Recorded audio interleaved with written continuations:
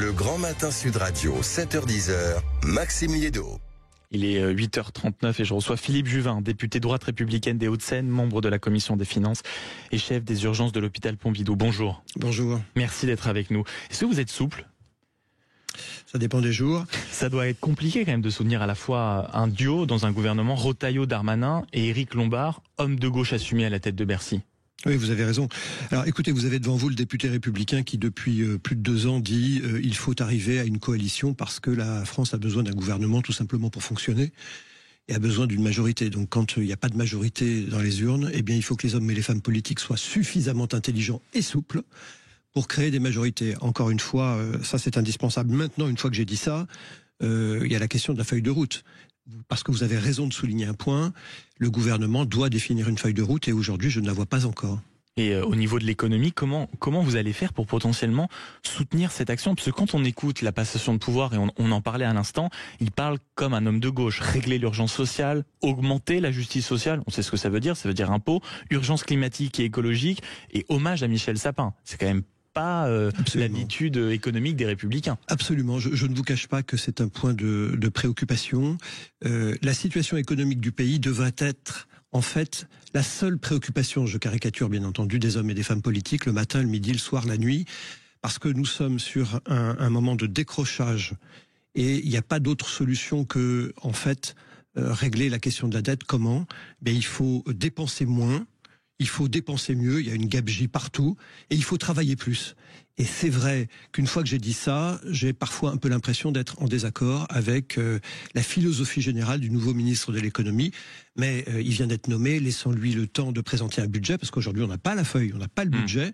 Mais je vous le dis, moi je suis député républicain, je suis membre de la commission des finances, je suis un homme impliqué dans la vie sociale, je garde mon activité professionnelle comme vous l'avez dit, donc je vois les choses. Et le pays ne s'en sortira que s'il fait des économies et s'il arrête d'augmenter les impôts. Quand vous dites vous gardez en effet une activité sociale, je rappelle que en plus d'être député, vous êtes toujours chef des urgences de l'hôpital Pompidou. Quand vous dites en effet j'ai peut-être un éventuel désaccord philosophique avec la ligne de conduite du nouveau ministre de l'économie, est-ce que vous n'avez un problème philosophique qu'avec lui ? Est-ce que vous n'avez pas un problème philosophique même dans votre propre camp ? Parce que quand on voit par exemple, on se souvient du budget de Michel Barnier, c'était quand même loin de ce que pouvait prôner la droite en termes d'économie. Quand on voit même la ligne, par exemple de Laurent Wauquiez sur les retraites, aller dans un 20h pour dire qu'on réindexe les retraites, c'est-à-dire épargner les retraités d'un petit effort qui aurait pu aider l'amélioration des finances publiques. Est-ce que vous n'êtes pas un homme seul actuellement aux Républicains, Philippe Juvin ? Alors non, d'abord je pense que s'il y a un parti aujourd'hui en France qui plaide pour une diminution des dépenses plutôt qu'une augmentation des impôts, ce sont évidemment les Républicains. Là, objectivement, regardez les déclarations des uns et des autres, on ne peut pas nous faire ce procès-là. Maintenant, une de mes préoccupations dans ce nouvel gouvernement, c'est là, évidemment la feuille de route. Et puis, l'idée, c'est un gouvernement, ça sert à quoi ? Ça sert à apporter des solutions aux Français et à la France. Et pour régler les affaires du pays, pas pour régler leurs petites affaires. Je ne vous cache pas que les premières heures du nouveau gouvernement, on a eu l'impression, et ça c'est une préoccupation, attention au risque de l'attitude d'une classe politique qui peut donner l'impression de d'abord être préoccupée par la distribution des postes et des responsabilités plutôt que de la définition des priorités des Français. Attention à cette dissociation entre les hommes politiques qui semblent préoccupés de leur propre avenir et des Français qui attendent qu'on règle les problèmes qui les touchent tous les jours. Mais à cette réflexion, Philippe Juvin, vous savez que je ne peux pas vous poser cette question. Est-ce que le premier qui donne ce spectacle ou l'impression de ce spectacle un peu désolant, c'est pas Laurent Wauquiez ? Pourquoi dites-vous ça ? Laurent Wauquiez est le patron d'un groupe politique qui est responsable, les Républicains, pardon.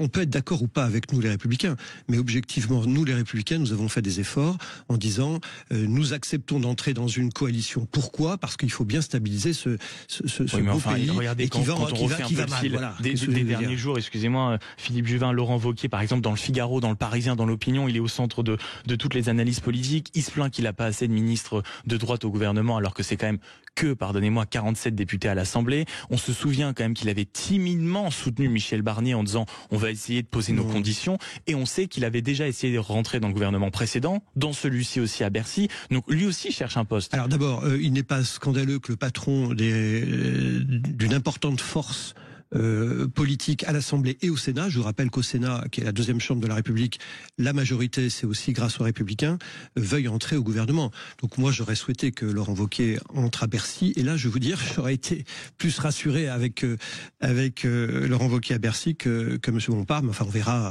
on verra la feuille de route qu'il va nous proposer, le ministre de l'économie. Feuille de route avec des sujets très importants. Allons-y dans l'ordre. On sait que la situation ne s'améliore pas à Mayotte. Philippe Juvin, c'est politiquement, économiquement et d'un point de vue aussi sanitaire une situation dramatique. Et vous posez sur cette actualité tragique quand même le regard du chef des urgences de l'hôpital Pompidou que vous êtes. Alors, à la fois le chef des urgences et à la fois aussi l'homme politique, parce que ce qui se passe à Mayotte est malheureusement assez révélateur de ce qui se passe en France et ce qui pourrait se passer en France. Je m'explique. Une catastrophe naturelle, elle est arrivée malheureusement et on voit bien la tragédie aujourd'hui de l'île. Mais la catastrophe naturelle ne fait que révéler au grand jour un état de déliquescence que nous sommes plusieurs à dénoncer depuis des années. Des décisions qui n'ont pas été prises sur les services publics, sur la santé, sur l'eau, sur l'assainissement, sur l'immigration. On a laissé aller les choses au vu de tout le monde. On sait ce qui se passait et pourtant la classe politique n'a pas agi à Mayotte. Et puis survient un événement, brutalement, la catastrophe. C'est un cruel révélateur, mais c'est un cruel révélateur des insuffisances d'une classe politique qui ne sait pas prendre les décisions. Et je fais le parallèle, peut-être un peu osé, mais vous allez le comprendre, avec le reste du pays.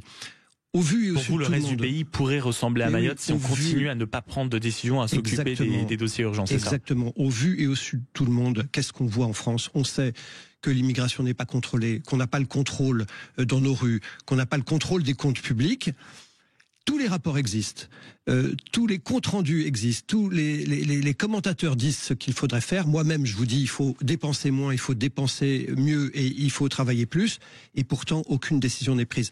Il y a un moment où les Français ne vont pas laisser faire et vont se dire, regardez, cette classe politique, au fond, elle a tous les atouts dans sa main, elle sait ce qu'il faut faire et elle n'agit pas. Et un jour, on nous prêtera plus et un jour, le Fonds monétaire international arrivera à Paris en disant, écoutez, vous êtes bien gentils les amis, mais vous vivez à crédit, et bien maintenant il va falloir rembourser. Et elle est là ma crainte, c'est que Mayotte en fait est une sorte d'expression exacerbée des insuffisances d'une classe politique qui sait et qui pourtant n'agit pas. Mais ce que vous décrivez là, c'est ce qu'on entend souvent, mine de rien, ici au standard au 0826 300 300, et c'est ce dont on discutait encore en début de semaine avec Frédéric Dabi, c'est en fait la sensation, malheureusement, de vivre ce qu'on appelle le déclin. Absolument, mais plus que le déclin, c'est le déclin... Et c'est quoi plus que le déclin ? Parce que c'est pas mal le déclin. Oui. Plus que le déclin, c'est la cause du déclin, c'est-à-dire que, encore une fois, on sait ce qu'il faudrait faire. On a les analyses, on a les expériences étrangères. Moi, je me souviens, j'ai été député européen au moment de la crise grecque. Donc, on sait ce qui va se passer et pourtant, on n'agit pas. Vous vous rendez compte que ce gouvernement, quand il est créé, il y a un débat lunaire qui est, est-ce qu'il faut revoir la réforme sur les retraites, la loi sur les retraites. Mais, pardon, aujourd'hui, on ne peut pas se payer le luxe de travailler moins que le reste de la planète. François Bayrou a dit suspendre la réforme sans la reprendre et visiblement c'est un gouvernement que vous vous apprêtez à soutenir. Donc écoutez, je vais vous dire, moi je suis délicat. Je suis un homme libre comme tous les députés républicains. Donc je ne laisserai pas passer une dégradation nouvelle des comptes publics. Pourquoi ? Parce qu'il y a un jour on va le payer. D'ailleurs, on le paye déjà par une dégradation des services publics. Pourquoi l'hôpital va mal ? Pourquoi la police va mal ? Pourquoi la justice va mal ? Pourquoi l'éducation va mal ? C'est que l'argent qu'on pourrait mettre dans toutes ces structures-là, eh bien, elle va au remboursement de la dette. Et pourquoi cela va mal ? Parce que pour payer le remboursement de la dette, on ne fait qu'augmenter les impôts et les taxes. Nous sommes champions du monde des impôts et des taxes.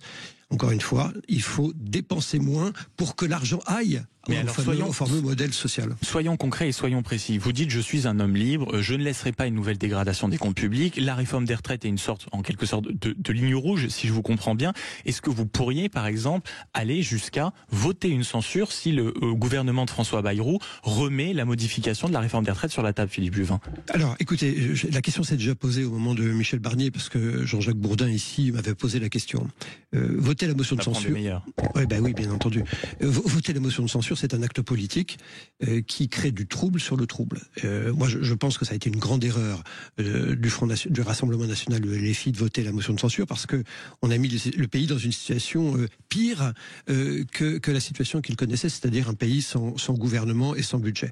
Donc la motion de censure, c'est la bombe atomique. Il ne faut pas l'utiliser. Le pays est trop fragile pour ça. En revanche, mon rôle de parlementaire, c'est de mettre sur la table des amendements et empêcher que le gouvernement fasse des bêtises. Quand le gouvernement Barnier, a mis sur la table une copie avec une augmentation importante des impôts et des taxes, c'était non, j'ai voté contre, j'ai amendé le truc, et avec un certain nombre de mes collègues, en particulier, je pense à l'excellente Véronique Louwagie, qui est députée LR et qui est désormais ministre. Donc on redit, si François Bayrou nous écoute, et je suis sûr que ce n'est pas la première fois cette semaine, il faut quand même brandir le carton rouge en cas à nouveau d'augmentation d'impôts. Les LR pourraient je vous ai expliqué que nous ne voterons pas de motion de censure parce que le pays ne peut pas se le permettre, mais nous ne voterons pas un budget qui a une augmentation des impôts et des taxes. Nous préférons baisser la dépense. En fait, c'est comme si les hommes politiques ne connaissaient pas l'économie, et j'en arrive à me demander si c'est pas le cas. Ah oui. Oui, mais je veux dire que les Français, c'est une possibilité à envisager quand même. Exactement. Les Français, je veux dire très clairement, les Français et les entreprises françaises ne sont pas des vaches à lait que l'on peut en permanence traire jusqu'à plus soif. Il y a un moment où vous payez la note, et l'économie, c'est du réel, c'est pas de l'idéologie, ce ne devrait pas être de l'idéologie. Autre dossier important sur la table, Philippe Juvin, c'est l'agriculture. Hier, nous étions avec Véronique Le Floch, c'est la chef de file de la coordination rurale, et elle se réjouissait quand même qu'une personnalité LR comme Annie Genevard reste à l'agriculture. Elle nous disait, heureusement, elle a pris davantage au sérieux le dossier. J'aimerais la voir en Mère Noël et qu'elle annonce enfin un vrai changement pour les agriculteurs. Parce que c'est vrai que l'agriculture, on parlait d'un sentiment de déclin français, c'est aussi un sujet sur lequel ce sentiment peut se calquer.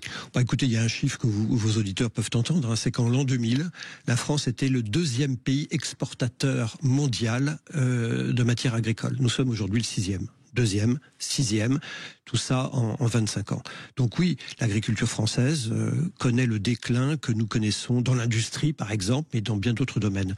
L'agriculture, c'est non seulement une industrie, c'est non seulement un élément de puissance, c'est aussi un élément d'indépendance, parce que le jour où vous ne pouvez plus nourrir votre population... Or, que se passe-t-il quand les Américains inventent 100 normes, au même moment, les Européens en inventent 400, et les Français 1000. Donc, je vous parle de l'augmentation des impôts et des taxes, qui est inacceptable en France et qu'il faut vraiment faire baisser pour redonner de la liberté aux acteurs économiques. Mais il y a aussi la question de l'hypernorme qui dévore notre industrie et qui dévore notre agriculture. Pourquoi nous mourons? Pourquoi nous tombons? Nous tombons parce que nous sommes avec un État qui est incapable de faciliter le travail des opérateurs économiques, qui, pire, aujourd'hui, les empêche de travailler. Et c'est vrai dans l'agriculture en particulier, il y a des filières entières qui disparaissent. Et puis l'agriculture, élément phare de notre souveraineté, parce que malheureusement, on le voit quand on perd de sa puissance sur la scène européenne. On en parlait encore tout à l'heure à 8h15 avec l'avocat Jad Dousselin qui nous expliquait à quel point en réalité l'instabilité politique et économique nous fait perdre d'un bas de fer considérable. On l'a encore vu par exemple pour continuer sur le sujet de l'agriculture avec le Mercosur. Oui, alors l'avantage d'avoir Annie Genevard comme ministre de l'Agriculture, c'est qu'il y a une continuité. Mais est-ce qu'on y peut encore quelque chose, franchement, Philippe Juvin, sur le Mercosur? Mais d'abord, sur le Mercosur, de quoi s'agit-il? Il s'agit d'un traité de libre-échange. Traité de libre-échange. Moi, je suis pour le libre-échange. Je pense que c'est grâce au libre-échange que on crée des emplois. La question, c'est qu'il faut que le libre-échange soit loyal. C'est-à-dire que les agriculteurs françaises travaillent avec les mêmes armes que ceux avec lesquels ils conversent dans les marchés mondiaux. Donc, on en revient toujours au même sujet. Le Mercosur, en soi, l'idée d'un marché international n'est pas blâmable, il est même très profitable à l'agriculture française et à l'industrie, à condition que nous soyons à égalité de traitement. Or, les agriculteurs françaises, aujourd'hui, on leur donne un sac de plomb et on leur dit de courir aussi vite que l'agriculteur voisin qui, lui, n'a pas le sac de plomb sur le dos. Philippe Juvin, député de droite républicaine des Hauts-de-Seine, membre de la commission des finances et chef des urgences de l'hôpital Pompidou. Autre sujet important sur la table, la santé. On est en période d'hiver, on connaît la saturation des urgences à ce moment-là. Et il y a aussi un nouveau ministre de la Santé, nom prénom Yannick Neuder, et il s'était opposé il y a quelque temps à une taxe sur les alcools. Et il avait eu cette phrase qui revient maintenant au point de devoir se défendre en disant qu'il n'a jamais été un lobbyiste. Il avait dit « Les jeunes ne s'alcoolisent pas avec du Châteauneuf, du Pape, mais avec des alcools bas de gamme. C'est davantage sur ça qu'on devrait se concentrer. » Est-ce que vous êtes sur cette ligne ?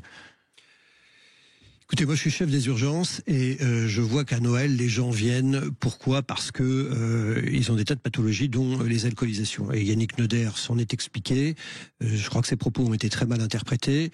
Jamais il n'a dit que l'alcool n'était pas dangereux pour la santé. On le sait tous. Donc ça, je crois qu'on lui fait un très mauvais procès. Moi, ce qui m'inquiète le plus, c'est que, comme tous les services publics, la situation économique du pays fait qu'aujourd'hui, nous sommes en difficulté aussi à l'hôpital. Avec plusieurs éléments. D'abord, on met beaucoup d'argent sur la santé en France, contrairement à peut-être ce que certains disent, mais l'argent ne va pas aux soins. Premier sujet. Vous savez que il y a une hyper-administration dans la santé, pas seulement à l'hôpital public, qui fait qu'on considère par exemple qu'un médecin généraliste en France aujourd'hui passe 6 à 7 heures par semaine à remplir des tâches administratives. 6 à 7 heures. Est-ce que vous ne croyez pas que ces 6 à 7 heures de tâches administratives seraient plus profitables pour les Français s'ils pouvaient les passer devant des patients, Donc on voit que toutes les parts de l'économie française et de l'activité humaine souffrent du même mal. Le même mal, c'est cette hyper-administration d'un État qui n'est plus la solution, mais qui est devenu le problème, et qui empêche ceux qui veulent travailler de travailler. Laissez les Français travailler, laissez les intelligences s'exprimer. Pourquoi les États-Unis inventent Google, Microsoft et X ? Parce qu'on leur laisse la liberté d'innover. Parce que les gens sont libres, exactement. Et parce que il est temps peut-être de revoir le périmètre de l'État qui veut tout faire. L'État en France veut tout faire, et en faisant tout, il empêche les intelligences de s'exprimer. C'est vrai aussi en médecine. Donc pas forcément favorable à une taxe, à une hausse des taxes en tout cas qui existe déjà sur l'alcool. En revanche, vous venez d'ouvrir un boulevard à ma prochaine question, Philippe Juvin. En effet, les États-Unis, grand pays en tout cas libéral, avec cette inspiration de la liberté, de laisser faire. Vous êtes un libéral, Philippe Juvin. On a l'impression que c'est un gros mot en France parce que on parle beaucoup du président argentin, Javier Milei. On est en train de vanter son bilan comme étant le nouveau messie de l'économie. Est-ce qu'en France, ou même dans le monde, est-ce qu'il n'y a pas une ère qui est en train d'arriver pour cette tendance politique-là, ou en France, malheureusement, ce sera impossible ? Le problème du mot libéral, c'est qu'en France, c'est un gros mot et il y a un relent freudien. On demandait à Raymond Aron dans une émission d'apostrophe qui est visible sur l'INA, quelle est votre définition du libéralisme ? Et Raymond Aron disait une chose très simple. Il disait, au fond, les sociétés prospères sont les sociétés qui laissent les intelligences des individus s'exprimer librement. Quand vous laissez les intelligences et les talents des individus s'exprimer, quand vous ne bridez pas celles-ci, elles donnent le meilleur.